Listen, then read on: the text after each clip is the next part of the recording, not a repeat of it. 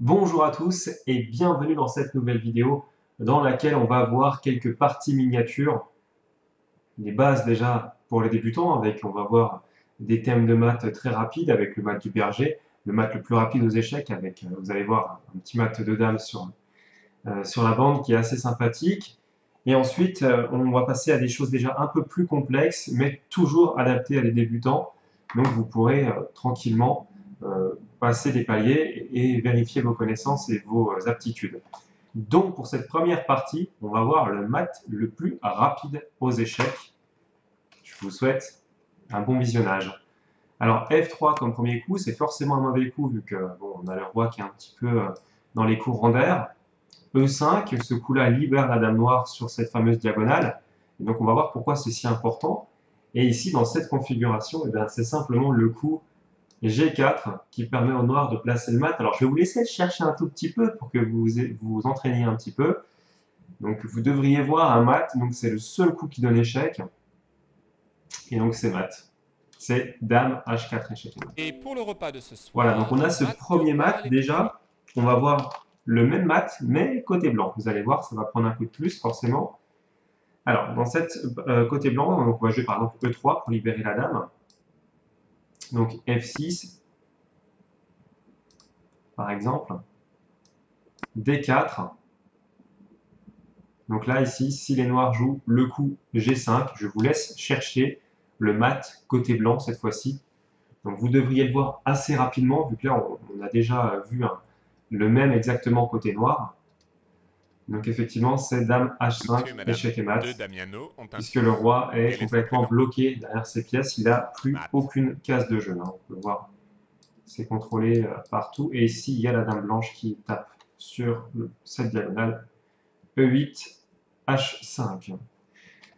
On va voir un mat à l'étouffée, vous allez voir qui est assez sympathique. Alors avec le coup E3, cavalier C6, G3, cavalier E5. Alors là, on voit que le cavalier peut aller sur plusieurs cases. Il peut venir ici. Bon. Et là, si cavalier E2, je vous laisse chercher justement le mat avec le cavalier noir dans cette position. Donc il y a deux coups possibles. Et il y en a un qui fait mat et il y en a un qui fait pas mat. Alors je vous laisse chercher lequel fait mat et lequel ne fait pas mat.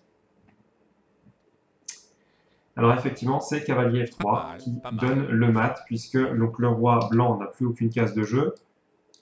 Le cavalier le met en échec, donc ce cavalier-là le met en échec, et il ne peut pas être pris. Donc c'est également un échec et mat, et un mat à l'étouffer, puisque le roi blanc va être maté parce qu'il n'a aucune case à cause des pièces qui sont tout autour de lui.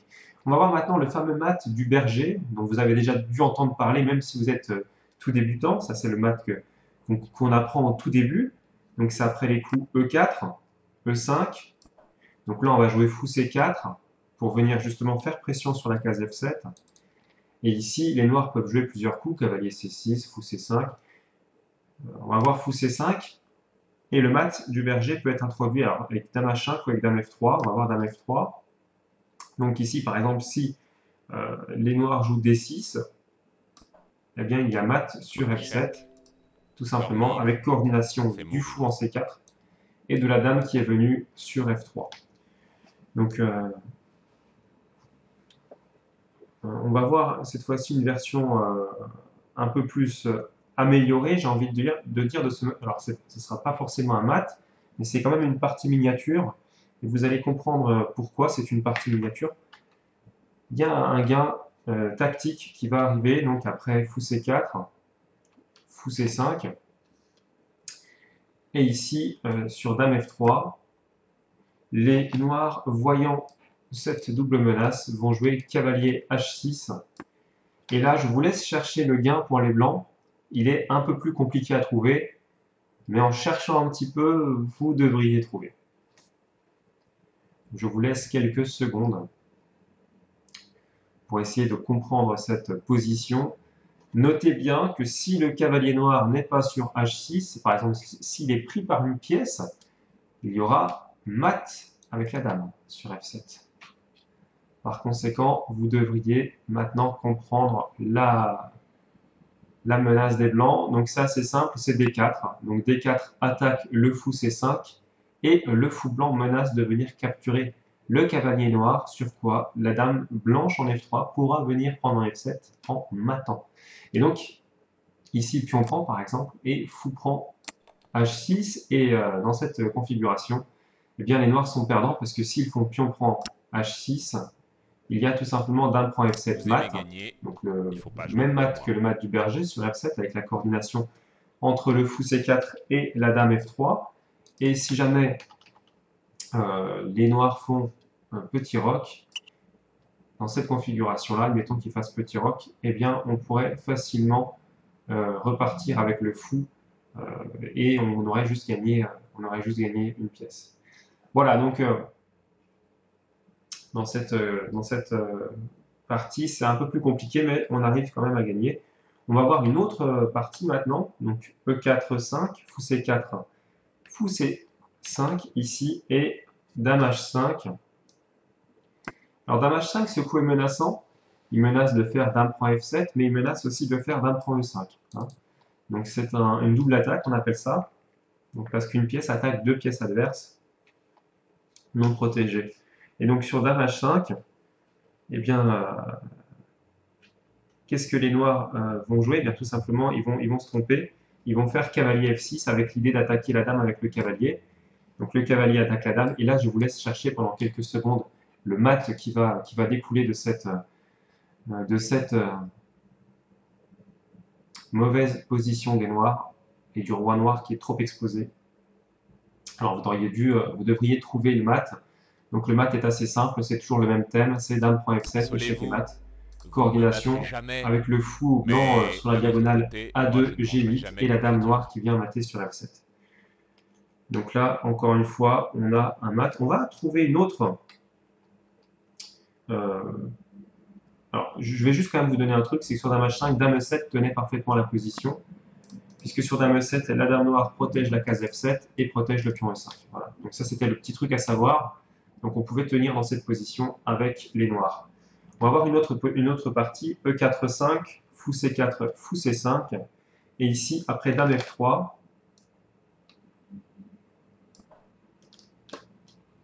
donc c'était pour vous montrer, on avait vu D6, on peut voir cavalier C6, le mat est le même, dame prend F7, échec et mat. Voilà. Donc comme ça, on a vu tous les thèmes de mat du berger.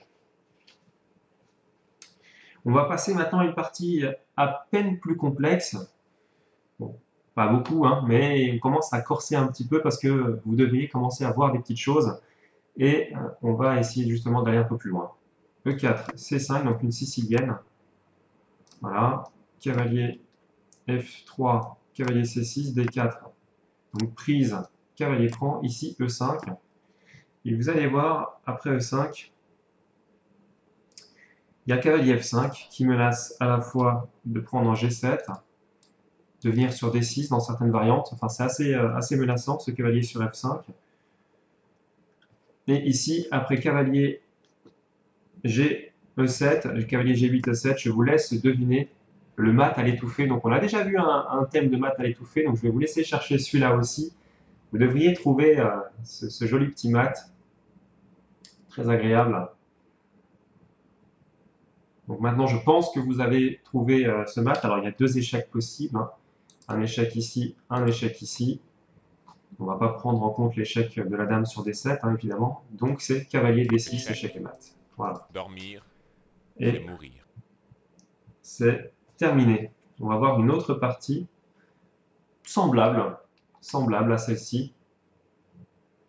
Mais sur une carocane, et non pas sur une sicilienne. Donc, au lieu de jouer C5, on joue C6. Et ici, après, donc D4, D5, cavalier C3, les noirs prennent sur E4, cavalier prend, et cavalier B8, D7. Ici, il y a un petit coup astucieux. C'est dame E2. Alors, est-ce que vous voyez ce que menace dame E2? Vous devriez normalement commencer à voir ce que menace dame E2. Et donc, quand vous savez maintenant que les noirs vont jouer cavalier G, F6, théoriquement, je pense que vous avez Vous devez certainement visualiser le mat. Donc il y a deux possibilités d'échec. Cavalier prend F6 ou cavalier D6. À votre avis, le mat se situe sur quelle case? Eh bien, en fait, le mat se situe sur D6. Cavalier D6, échec et mat. C'est une partie qui a été jouée dans un tournoi local de Munich en 1932. Et on va voir le fameux mat de l'égal. Je ne sais pas si vous avez entendu parler de Kermui de l'égal. On va voir justement le fameux mat de l'égal. C'est pareil, c'est sur une ouverture ouverte. E4, E5, cavalier F3. Non, pardon, fou C4 intermédiaire, fou C4. Et après fou C4, donc on voit la pression sur F7 déjà. D6, ça a été joué dans cet ordre-là. Donc on aurait pu jouer fou C5 ou cavalier, enfin voilà, on aurait pu jouer fou C5 pour avoir le fou sorti préalablement, ce qui aurait été peut-être plus logique ici. Hein. Ce fou est un peu enfermé maintenant et ne peut plus venir devant ses pions.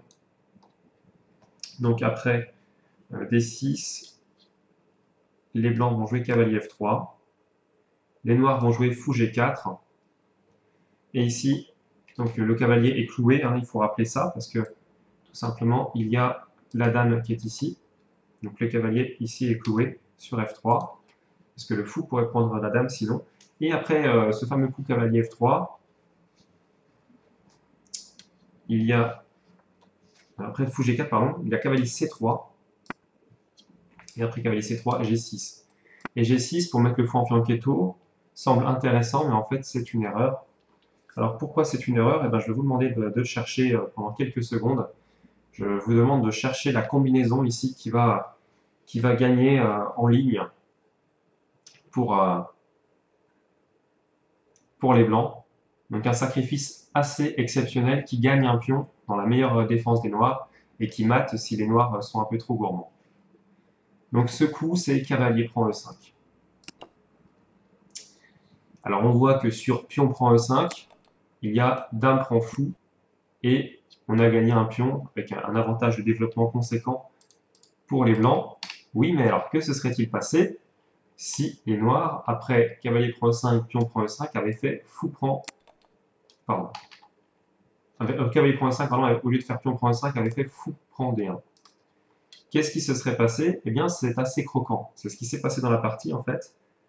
Fou prend F7, roi E7, et là, quel serait votre coup?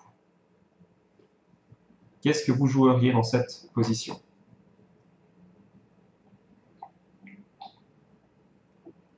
Eh bien, en fait, oui, tout simplement, cavalier D5, échec et mat. Monsieur et Madame de Damiano. Alors, le mat peut sembler un peu fou ici, donc je me permets de vous mettre des flèches pour que vous puissiez voir que tout est contrôlé, tout est sous contrôle autour du roi noir qui n'a aucune case disponible et donc qui est complètement étouffé par les salves des deux cavaliers et du fou sur F7, protégé lui-même par le cavalier situé sur la case 5. Donc c'est échec et mat. On va voir une autre partie, miniature aussi, donc hein, ça on est sur le thème uniquement des parties miniatures. Alors partie à avantage, donc pourquoi à avantage? Eh bien en fait je vais vous montrer, en fait les blancs jouaient sans le cavalier en B1. Donc voilà. Et donc dans cette configuration, sans le cavalier B1, E4, E5, cavalier F3, D6 pour protéger le pion E5, peut-être, qui est attaqué par le cavalier. Ok. Et après cavalier F3, D6, il y a C3, fou G4, fou C4. Alors, il y a noté qu'à la place de fou G4, peut-être que cavalier F6 était meilleur ici. Dans cette configuration, peut-être cavalier F6 était un poil meilleur pour pouvoir faire fou E7 et petit roc dans de bonnes conditions, sans prendre de risques. Après, fou G4, c'est un peu différent. Donc, fou C4 est joué. Et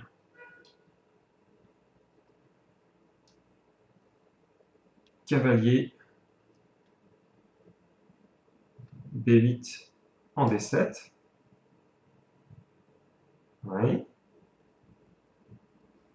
Dame B3. Et ici, les noirs se trompent et font fou prend F3. Et après fou prend F3, je vous demande de trouver le mat en 2 coups pour les blancs. Vous devriez trouver un mat en 2 coups ici, dans cette configuration. Est-ce que vous allez y parvenir? Alors ça, c'est simple. C'est les 2 coups d'échec en fait. Donc fou prend F7, roi E7 et dame E6 échec. Voilà, tout simplement. Mais certainement pas un mat. C'est comme ça que même avec une partie à avantage, eh bien, Adolphe Silbert a gagné face à un amateur. On va maintenant voir une autre partie miniature qui s'est jouée à Vienne en 1899. C'est Aulich qui a les blancs et c'est pas une partie à avantage, donc on va remettre le cavalier sur la case B1. Voilà. Et on va constater donc dans cette partie une erreur des noirs, donc D6. Donc ça, c'est pas une erreur, hein, D4, c'est une birque. Cavalier D7, fou C4, G6. Donc là, on voit que les cases blanches, quand même, ne sont pas optimales. Surtout en F7, en fait. On a un petit problème sur F7.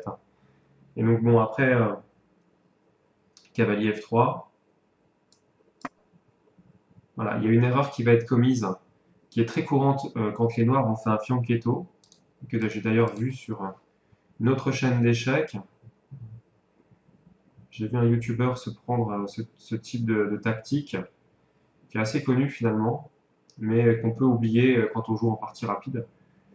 Alors, il joue fou G7 avec les noirs, et avec les blancs, je vous laisse chercher justement le coup qui va gagner. Alors, il y a des thèmes assez beaux, notamment l'enfermement de la dame qui peut arriver, ou des idées de maths.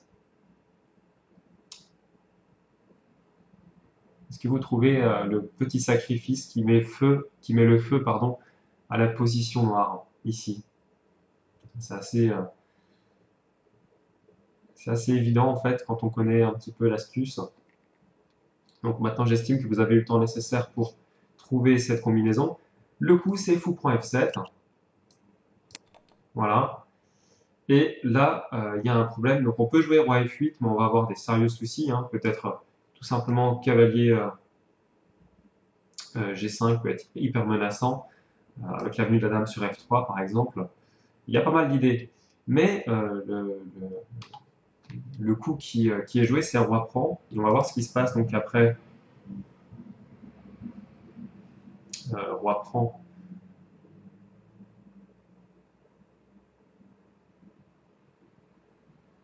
F7.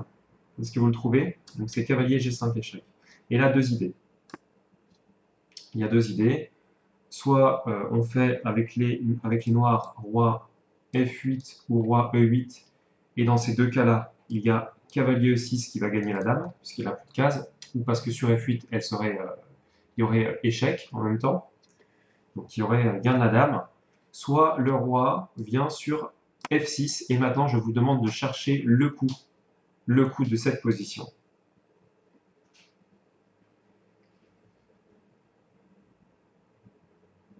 Est-ce que vous le trouvez? Roi F6 donc. Eh bien c'est un mat en un coup avec dame F3. Dame F3 échec et mat. Voilà. Je vais quand même vous montrer les variantes. Donc roi F8 évidemment, cavalier E6 échec avec gain de la dame noire. Et dans le cas où les noirs jouent au roi E8, eh bien tout simplement cavalier E6 et on voit que la dame noire n'a plus aucune case, elle est étouffée par ses pièces et donc elle va périr. Et le cavalier va pouvoir la capturer tout simplement au coup suivant.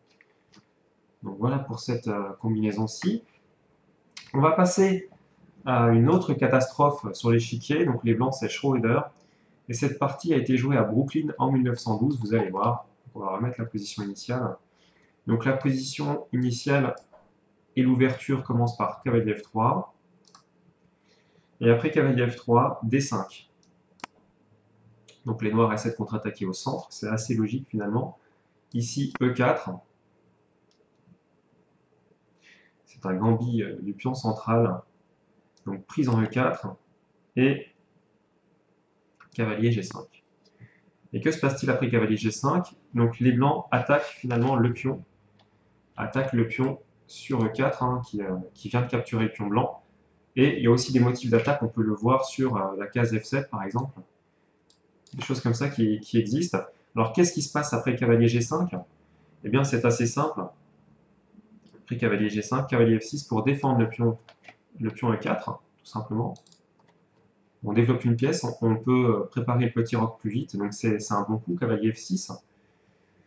Mais après le coup cavalier C3,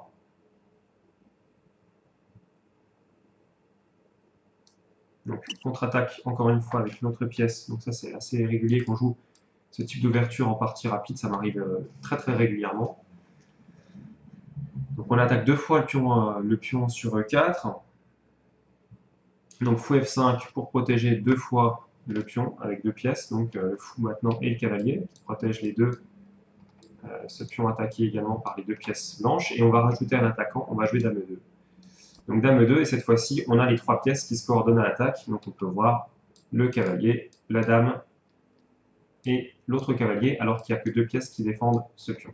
Donc le pion devrait tomber. Qu'est-ce qui va se passer ici? C'est assez simple en fait. Après dame E2, il y a une menace forte des blancs aussi, c'est dame B5, hein, avec échec et attaque sur le pion B7. Voilà. Donc justement, dans cette partie, C6 est joué, et après C6, cavalier G prend E4, parce que ce cavalier est mal placé, et H6 qui peut arriver, on ne sait plus trop où le mettre. Donc on prend sur E4, on aura la case G3 qui pourra peut-être attaquer le fou F5. Donc cavalier prend E4, cavalier G prend E4, et ici, cavalier B8, D7, et je vous laisse chercher le mat à l'étouffer qui arrive dans cette position. Donc les noirs ont mis le cavalier sur D7, alors dans un but bien précis, c'est de protéger le cavalier F6. Ce faisant, il bloque le contrôle de la case D6 par la dame noire, et donc on devrait exploiter cette faiblesse assez facilement en jouant tout simplement cavalier D6 et échec et mat. Et oui, parce que le pion est cloué du fait de la dame qui est située sur cette case et du roi qui est situé sur E8 derrière, donc sur cette colonne, pardon. Donc la dame est située sur la colonne E, le pion est sur le E7 et le roi est derrière, donc on ne peut pas capturer le cavalier, ce n'est pas possible, et donc il y a mat puisque tout simplement le roi noir n'a pas de case de jeu autour de lui vu qu'il a des pièces partout. Et il ne peut pas capturer le cavalier qui donne échec. Donc voilà cette partie assez amusante finalement, hein, qui ressemble beaucoup à celle qu'on a vue tout à l'heure. Et on va voir une nouvelle partie ici, une nouvelle partie miniature sur E4, E5, donc cavalier F3, cavalier C6. Ok, cavalier F3, cavalier C6. Fou C4, l'italienne, et cavalier D4. Alors ça, c'est une partie qu'il faut connaître. Donc cavalier C6, D4, et ici, il ne faut surtout pas prendre le pion. On peut simplement jouer C3 ou faire cavalier prend D4, pion prend D4, et ensuite jouer normalement avec le petit roc, etc. pour avoir une meilleure position. Les noirs auraient des pions doublés. Mais accepter le pion, c'est une très mauvaise idée, et vous allez comprendre pourquoi. Donc cavalier prend E5,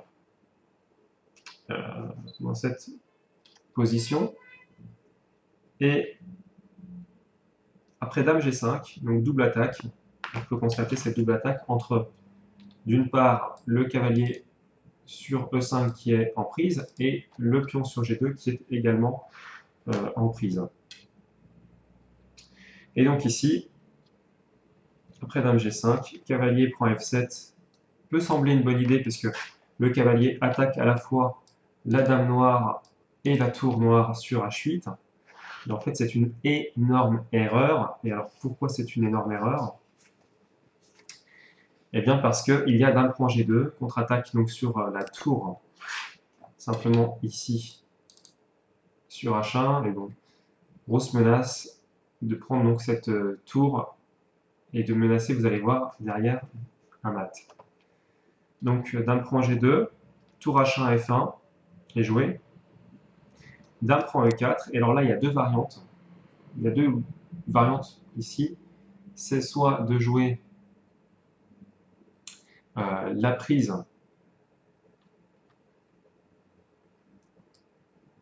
donc dame E2 et cavalier prend, donc perte de la dame, donc la prise, soit de jouer le mat avec fou E2, et ici je vous laisse chercher le mat qui tue, c'est cavalier F3, échec et mat.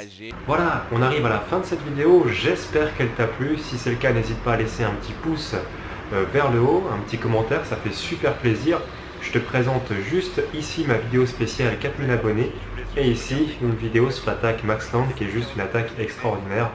C'est une vidéo qui va dégrossir toutes les tactiques de cette ouverture, donc n'hésite pas à y aller et n'hésite pas non plus à t'abonner à la chaîne, tu as le petit bouton juste en bas ici qui va te permettre de le faire. Je te dis à très bientôt, porte-toi bien et je te souhaite de rapides progrès. Ciao ciao.